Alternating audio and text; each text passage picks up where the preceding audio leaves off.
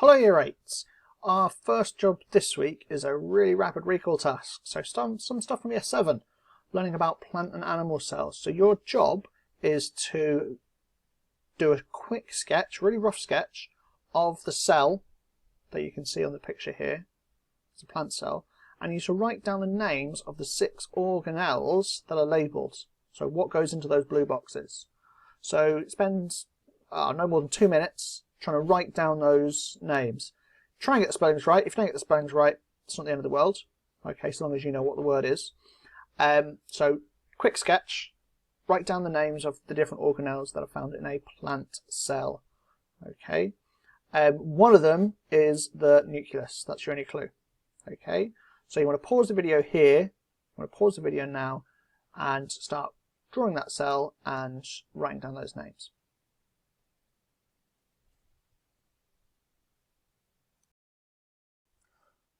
Okay, hopefully you've written down as many organelles as you can now. We're going to look at the answers. So we've got the cell membrane is this line that's between the cell wall and the cytoplasm. We've got the nucleus is the purple blob. The cytoplasm is the blue where the chemical reactions take place.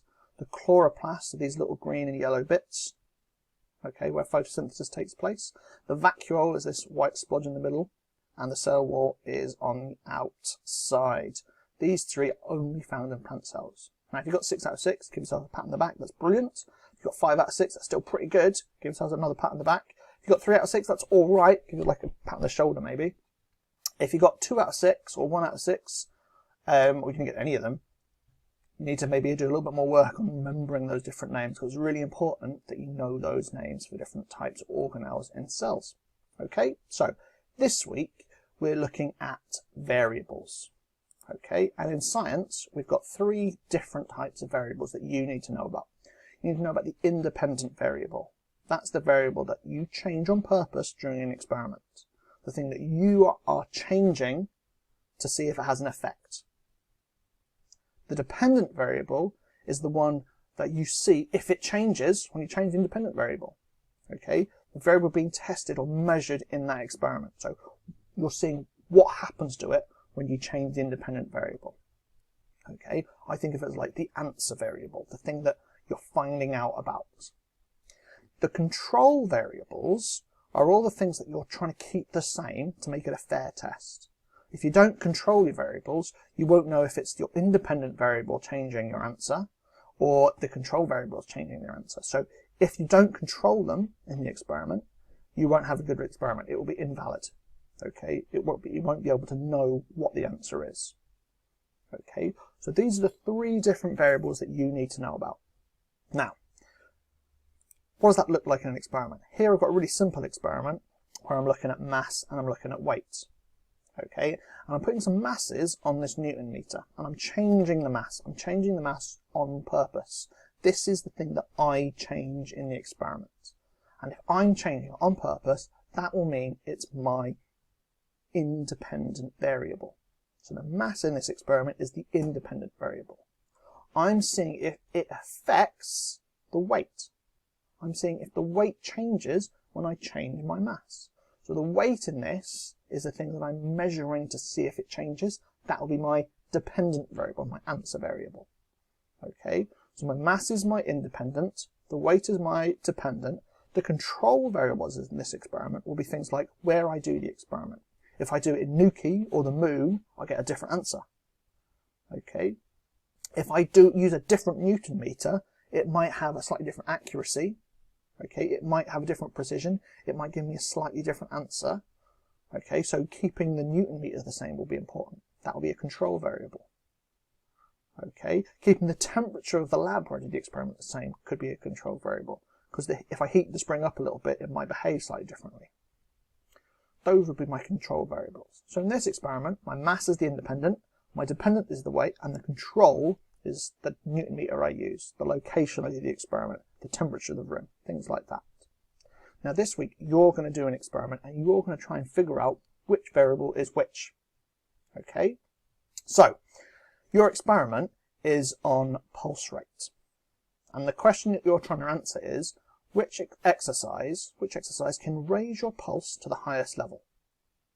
Okay, So you're going to be doing various exercises and you're going to be measuring your pulse. And I've got some teachers to give us some examples of exercises that we can do. We've got a resistance spring wire thing. Okay, we're stretching. Okay, working on our muscles. We've got a hula hoop. Hula hoop. We've got some lunges. We've got Miss Barber lifting a dog. Okay, I've been told that this dog is particularly heavy, so maybe this is probably one of the ones that would raise the pulse rate by the highest amount.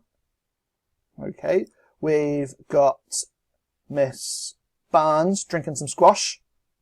We've got Miss Lloyd King doing some rowing. Okay, which of these two things do you think will raise the pulse rate the most? Okay, I think probably the rowing. But what could we do to maybe have squash? I can think of a way where I can get drinking squash, just drinking a glass of squash could raise the pulse rate more than rowing. I can think of a way, can you? Maybe Miss Lloyd King would only do one pull of the oar, just one. And Miss Barnes could make that drinking motion 1,000 times. Okay, and that might make the heart rate of Miss Barnes go much quicker than Miss Lloyd King. Okay, so we need to think about how can we control these activities to make it fair. Now here's me doing some star jumps and me doing some running on the spot. If I did 100 star jumps and I only run on the spot for 5 seconds, those star jumps would definitely raise my heart rate more. Okay, but if I ran on the spot for 10 minutes and only did 5 star jumps, running on the spot would raise my heart rate more. So we need to be careful, we need to control our experiment so it's the type of activity, it's not the length or the number of times I would do a motion that will affect my results. Okay, so with this I might keep my activity to 10 seconds or 20 seconds, or I'll do 10 of the motion. So I'll do 10 star jumps or 10 steps if I'm running on the spot. Okay, so you're going to have to come up with some kind of table of results. Okay, and you want to start with your resting pulse rate. Okay, because it's important that we can see if any of these activities do affect it. So you want to have a resting pulse rate. And then you're going to have a list of different activities. I'd maybe do 5 activities, maybe 6 if you want. Maybe more if you're really enjoying it. But 5 different activities I think would be a good number. And you need to find a way of measuring your pulse. Now it can be a little bit tricky. I find it easiest to measure on my wrist, called the radial pulse, I believe. And you put your 2 fingers just on that spot where that artery is. Okay, and I find it easy to find my pulse that way. You can also find your pulse in your neck, just under where that jawbone is. Okay, but I find it easier to measure my pulse on my wrist. Now, if you find it really difficult to find your pulse, and it's really frustrating, and you're struggling to get there, that's okay. You could measure something like your breath rate, how many breaths you take in a minute. Okay, so what you're going to do, you're going to count how many pulses there are or how many breaths there are in 30 seconds. You have a little stop clock. Maybe use your mobile phone or use a clock or a timer on a laptop, whatever, for 30 seconds, and you'll count how many pulses there are, and you'll times that number by 2 to get the pulse rate per minute, the beats per minute. Okay, now after every activity, you're going to need to relax. You're going to need to get your pulse rate back down to a resting level to see which has the biggest effect on the resting pulse rate. Because if you just did star jumps, measured your pulse rate, then did running on the spot and measured your pulse rate, your pulse rate's probably going to still be impacted by those star jumps. So you want to take 5 minutes maybe, and let your pulse rate calm down, go back to a resting level. Now, what do we want to see when you upload? We want to see a table of results. So here's just an example of results. So I've got resting is 50 beats per minute. Star jumps 120, running on the spot 90, push-ups 100, dog lifting 110, squash drinking 40. And I did these activities for 15 seconds. Okay. So we want a table of results showing your activities. They don't have to be these ones. You can do whatever activities you want, as long as it's nice and safe. As well as that, I want you to write down which of your variables is your independent variable. Which is the dependent, and what are your control variables? You're probably going to have more than one of these. So what is the thing in this experiment that you are changing? What's the thing that you're making different in the experiment? And what are you recording, what are you measuring to find out if it changes? So I want a list of what the independent variable is, what the dependent variable is, and what the control variables are. And the third thing, a little conclusion sentence saying which activity had the biggest impact on your pulse rate. Okay, so we want a table of results, we want a list of those variables, and we want a conclusion sentence to go with your little practical experiment.